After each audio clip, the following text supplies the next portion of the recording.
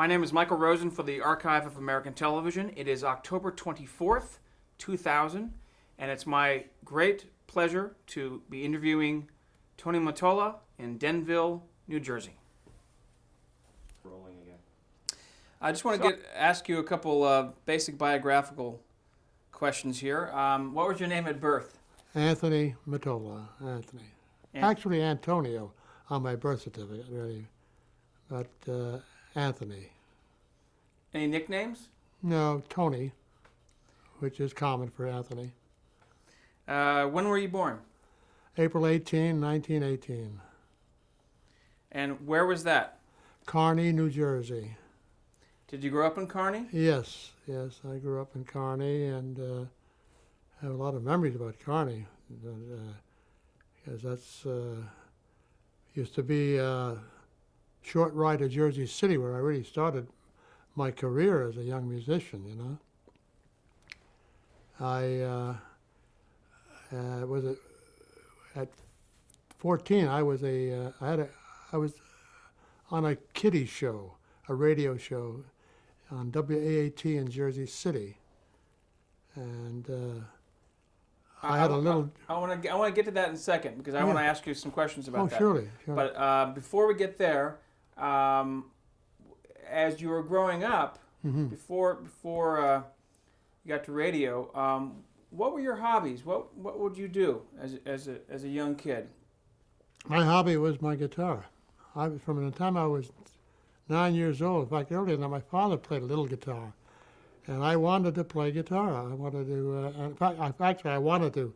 I wanted to be a saxophone player. Is what I wanted to be, but unfortunately, there were no saxophone players locally, no teachers locally, and the nearest one would be in Newark, New Jersey, which is a major metropolis outside of Kearney, but that would require taking a bus and going, and so.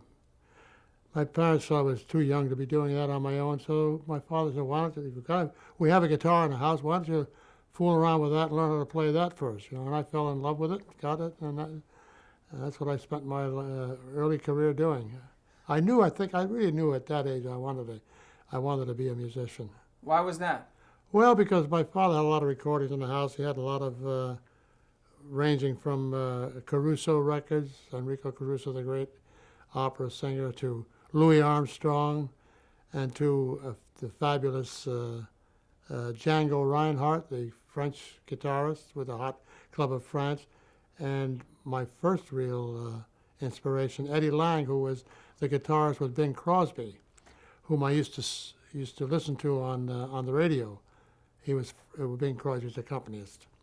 But like I say, that was having hobbies in school. No, in fact, even in high school, I was very interested just in music. I was a member of the dance band, member of the orchestra, member of the symphony orchestra. So anywhere you could do it, you would play. Yeah, that's right. So no sports, nothing else like that? No. Yeah. No. Were you a good student? Fair. Good in music. What was your father's name? Michelangelo, like the Michelangelo. Wow, that's a lot to live up to. Yeah. What did he do? He was a laborer. He worked for the DuPont company. They had a factory in Kearney, and he worked there. What was your mother's name? My mother's name was Prudence, and even when I was young, I remember she used to work too. She used to work in the garment section in New York City, making artificial flowers. She worked there, and I was my stay-at-home mom was my aunt, who lived up. We had a two-family house. My aunt lived upstairs from us, and my mom worked. My dad worked. Yeah. What was your aunt's name? Caroline. That's great. Any brothers or sisters? No, but a lot of cousins. I grew up with a lot of cousins, and they were like my immediate family. I almost felt like they were like brothers and sisters. You mentioned the radio earlier. What were some of your favorite shows that you would listen to? Well, that's why I mentioned you listen to Bing Crosby, and of course we always listen to all of the great radio shows. You know, Jack Benny in those days, and of course my soap operas. There were Just Plain Bill, Merton Marge, and there weren't many. Rudy Valley had a great musical variety show too, but it's kind of hard to remember. Burns and Allen or Fred Allen. Fred Allen, yes, Fred Allen was a popular one too. Burns and Allen, yeah. Duffy's Tavern, That's yeah. right. So at a young age of you said 4 or 14, so. 14. I think. Well, when you knew you wanted to be a musician. Oh, I think, like I said, I was about 9 years old. 9 years old. Yeah. Were you ever able to go and watch other musicians perform anywhere in town? No. Well, in high school, when I finally eventually got to high school, yes, I went to high school with a couple of fellows who became quite successful in the music business. One was George Paxton, who was couple of years ahead of me. When he got out of school, he got a job playing saxophone and arranging for the George Hall Orchestra, which was an orchestra in New York City, which was appearing at that time at the Hotel Taft. And they had a singer, Dolly Dawn, and had a little small group in the band called the Dawn Patrol. It was a Dolly Dawn and the Dawn Patrol with the George Hall Orchestra. And when I graduated from school, George fixed me up with an audition with the band, and that was my first job. And I think I was 17, 18, yeah. And went on the road with the band for the first time, yeah. Did you have any teachers that Yes, were... when I first started, there was a local teacher. In fact, my earliest studies, there was an Italian professor of music who used to come to the house. And like I told you before, I had cousins. Well, my cousins lived upstairs, my cousin Dom, and my cousin Al. Al studied violin, Dominic studied banjo, and I started on banjo. And this professor used to come around. He taught us the rudiments of music. And although he was a violinist, the teacher, he knew enough about the fingerboard to be able to teach us. Not so much technique-wise, but at least where to place the fingers on the strings and how to read music. That was my earliest. But mostly after that, I was really basically self-taught. And a lot of listening. Like I told you before, I was listening to Django Reinhardt records, Eddie Lang records, Louis Armstrong records. That was a lot of my education. Listening in the old days, we had these old crank-up phonographs, It was 78 records. There were no such thing as CDs or tapes. And you'd put a 78 record on, you'd crank it up, and you'd put the needle on, and it had, you could slow the speed down. So if somebody was playing something like, you could slow it down where it would be boo, boo, boo, boo, boo, boo, boo, boo, boo, boo, boo, boo. And you could, be able to figure out how he did that. And then as I would practice and put the speed back to where it was, the only trouble with that is that like every time you lowered the speed, it changed the pitch. So you're playing a different key. Nowadays, with this modern technology they have now, you can actually slow down in the same pitch that it's recorded in. It's amazing. They have a thing now that you can actually slow down the pitch to a different speed, but the pitch remains constant to the original. That's amazing. Didn't have those kind of things when I was growing up. Well, even for now, for Right. aspiring musicians, that might be helpful. Right. Yeah. How did the Great Depression affect you or your family? Well, like I say, my mom and dad both worked. I'll tell you, quite honestly, I remember coming from an Italian family. I remember most nights were like soup, but filling soups like pasta fagioli, and good hearty minestrone, vegetable soups, and dessert was no such thing as pies or cake like that. The dessert was like a piece of fruit. But I really do not remember I remember that we didn't have a lot I remember getting one suit a year. I can remember having to put a little cardboard in the soles of my shoes sometimes when the holes got a little big before we could afford to get another pair. But I also remember going to a store called Bonds, where you would buy a suit and would get two pair of pants, and you could either get your choice of a baseball glove or a baseball bat. But like I said, I don't think we ever felt the pinch that we were deprived, because everybody, actually all our neighbors, everybody was in the same boat. We all, but to say that there was no such thing as food stamps or no such thing as welfare in those days. Welfare was everybody helping one another. You mentioned earlier about WAAT. Right. Let's go back to that. That was your first job. Yeah, Right. well, like I say, in those days when I started to play, and I was getting, to the point where I could play, so it would sound pretty decent. My parents were constantly, if there was a local show, and I had a great teacher in grade school, Miss Anita Cook, and I'll never forget her. She was my champion. She would show me off at any opportunity. If they would have if she would have a PTA meeting or a meeting of some kind at her house, she would have me there to play a couple of selections, and she's done it. Really, really gave me a lot of encouragement. And I appeared on amateur shows. I remember one time I was about 12 or 13. I remember I won a local contest at a theater doing a Nick Lucas imitation. I'm sure a lot of people don't remember Nick Lucas, but Nick Lucas was, back in the 30s, he was a big movie star. He recorded a song called "Tiptoe Through the Tulips" way before what's his name recorded a Tiny Tim on the ukulele.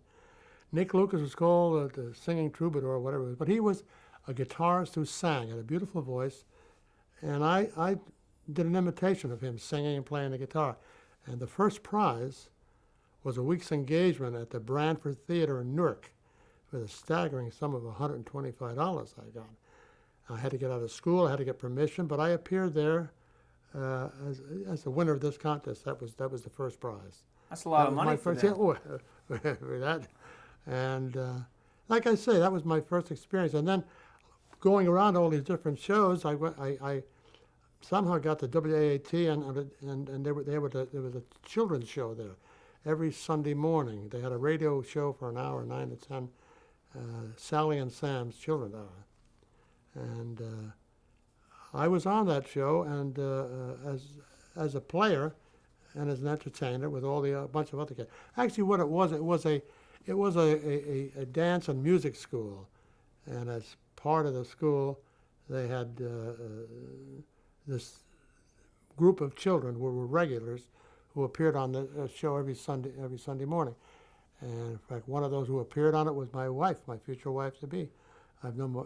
She was 8 years old when I was 14. And then while I was on the show, I formed a little group for them with a friend of mine who played violin, Johnny Calabro, and a friend of mine who played bass, Jimmy Wager. We were a trio on the show, and then we used to accompany the kids along with a pianist who was a regular pianist on the show. And we were part of that show every Sunday morning. Did you have a name for the Then, trio? yeah, we were called the Blue Blazers.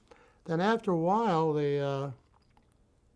about a year later, like I said, I was about 14, they gave us our own show, for our own 15-minute show. I think the kiddie show was on like 9 to 10, and then I think we went on like 10:45 to 11. 15-minute radio show with the Blue Blazers with Mitzi, my wife. She's a girl vocalist. So you had met her at that point. Oh, yeah. And she had a great singing voice, and Yeah, we were, and like I say, that's where I first met Sinatra. Sinatra was another one of those that was hanging around WAT in those days. He wasn't on the children's show, but he eventually got his own show on WAT. They had a local house band there, a 5-piece orchestra, and he got his own show. We didn't get paid for it. We got paid car fare money. Nobody got paid anything. But that's when I first met Frank. I was 14, he was 17, and then we I used to do some club dates with him and things like that. But my whole career revolved around knowing Frank then, and then later in life, that's how I've wound up my career. The last 6 years of my professional career were spent traveling with him. Do you remember the first time you heard Frank Sinatra sing? Yeah, at WAAT. Yeah, Did you recognize talent right away? well, I don't know. Did anybody recognize my talent, or did I recognize? I have no idea. He was a singer, you know. I mean, like to say that I think he would become the phenomenon he would. Who knows, you know? But he was very musical, very knowledgeable in music. Knew what he wanted, even at that age, you know. But we did club dates together, and one thing I remember about Frank, though, even in those days, he had his own little entourage, even at that stage in life. Really, he's got a couple of guys who used to be with him all the time, you know, hang around with him. Yeah. Wow. Describe the atmosphere at WAAT. What kind of what? The atmosphere. Well, it was, you know, in those days there was no such thing as everything was live. There was no such thing as a disc jockey or anything like that. It was a station like many local radio stations in many municipalities throughout the country. You know, live programming. I can't remember the kiddie show. You know, I don't know what they. I don't even know how many hours they were on a day. I forget now. You know, but it was nothing like years later. Then along came the DJs and the things like that. When you had your own radio show with the Blue Blazers, were you performing other people's music, or did you start to compose at that point? Oh no, I didn't not compose. We were doing the standards of the day, of course, like everybody was. No such thing. It's not like today.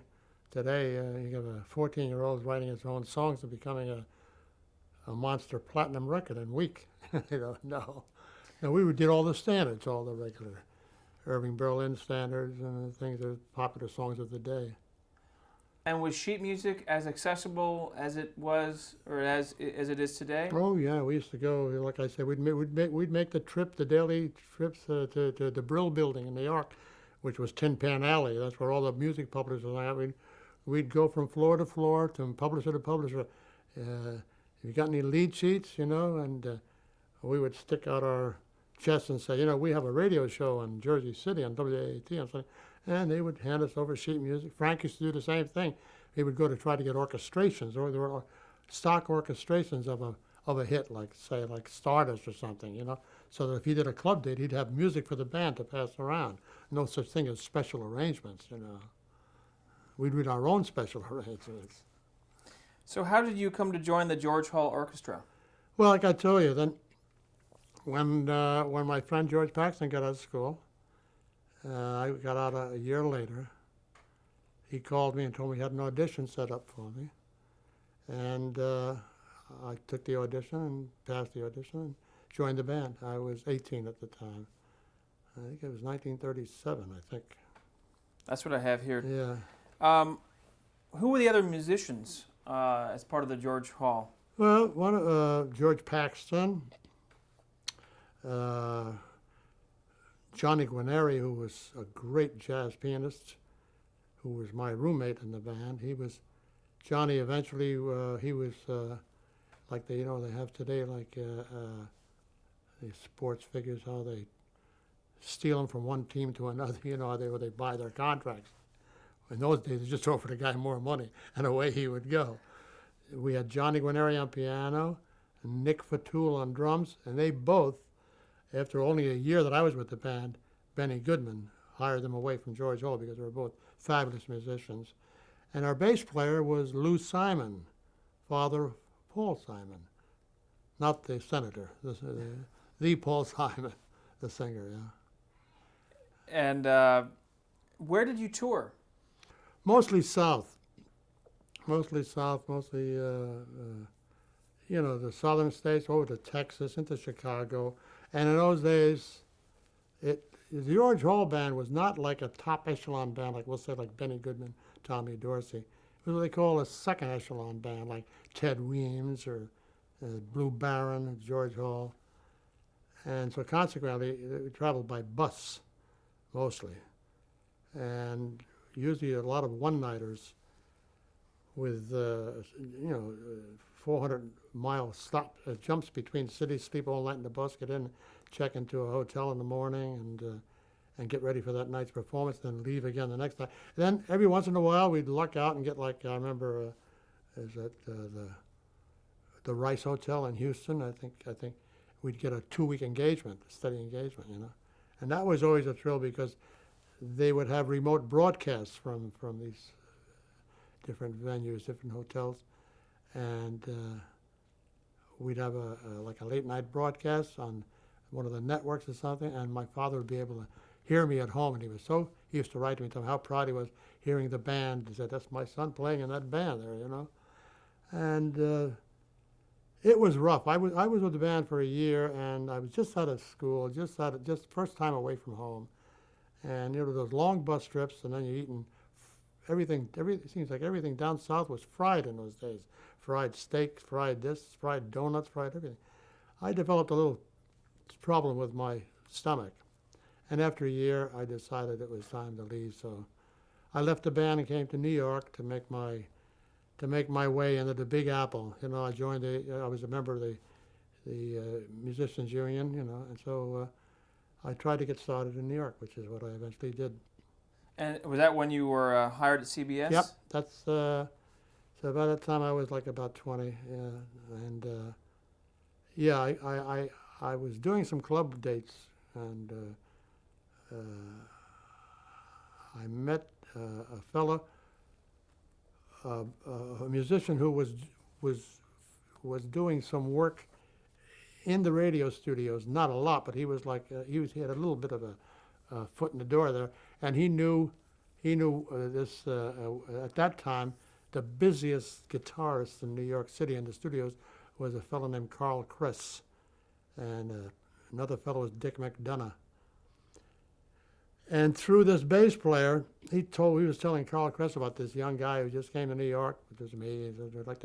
And so I met Carl, and through Carl I met Dick, and they were so busy doing all of these radio shows, like Burns and Allen, Fred Allen, and Jack Benny, and whatever, that rehearsals and things would overlap. So Carl or Dick would send me in for an afternoon rehearsal to mark up the parts, where they were going to make a cut from here to here, or which part was going to be left out. And I would attend the rehearsals, and then they would come in and play the show. And that's basically how I got started. And then Dick got so busy, he was doing a 3-a-week, 15-minute radio show, which he said he had sent me on as a sub a few times, and finally got to the point, he said, "Look, just do the show." He said, "I'm just, between the recordings that they were doing and the radio shows, they got so busy." So that's how I got my start. Then Carl, I heard that the CBS was looking for a guitarist to join staff there with a new group they were forming that Raymond Scott was forming for the network, and suggested, recommended me for an audition. And I got that, and I got the audition, and I got a job at CBS, and at that time, I was, I think, 20 or 21, yeah. So this is about 1941. 41, right. Right. So once you got a staff job, then you were assigned to whatever show they needed music? Right. Like I say, here again now, everything was live, and CBS in New York was the flagship of the CBS fledgling network. I guess they didn't. I mean, they had stations in the South, and I think they went out to the Midwest. I don't know if they went out all the way to California in those days or not. I don't remember. But as I made the move, so did another fellow make the move. Sinatra had made his move from Tommy Dorsey, and when CBS signed him up. So Frank came to CBS to do an afternoon radio show with the Raymond Scott Orchestra, which didn't last long because CBS immediately got him a half-hour commercial show. I think it was a Tuesday nights, at 9, for Vim's Vitamins, with Axel Stortel as the conductor. And now, my being on the staff, he was using the whole staff CBS orchestra. In those days there were 150 musicians on staff. on every network. Wow. I mean, NBC had the Toscanini Symphony Orchestra. Every network had a symphony orchestra. Every other network had a dance band, jazz bands, small groups, trios, because everything was live. All the music on radio was done live.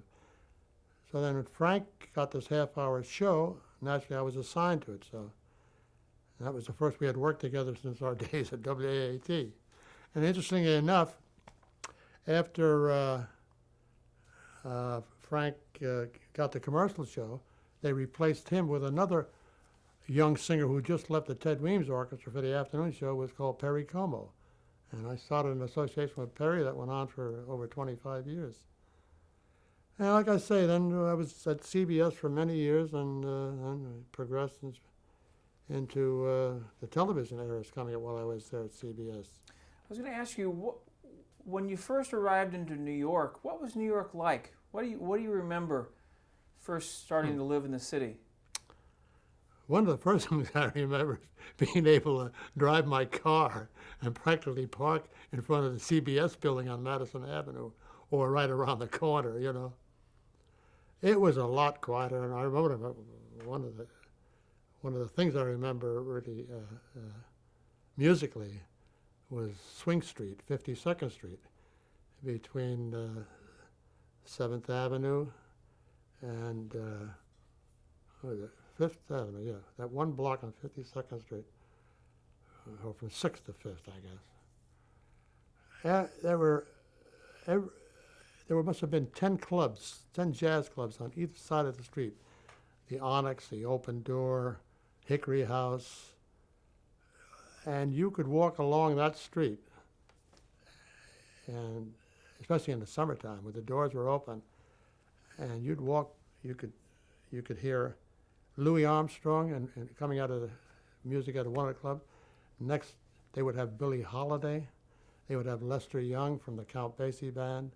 They would have everybody who was anybody in jazz played on that street, And in fact, it is called Swing Street to this day, And it was a great education for me. Really, I agree.